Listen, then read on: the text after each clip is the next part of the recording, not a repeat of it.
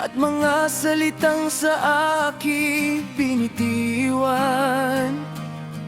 Saan ka man naroon, malapit man o malayo, ikaw pa rin ang laman ng puso ko. Ikaw ang pangarap ko sa bawat paggising ko. Pangalan mo ang laging nasa sambit, ano man ang dumating,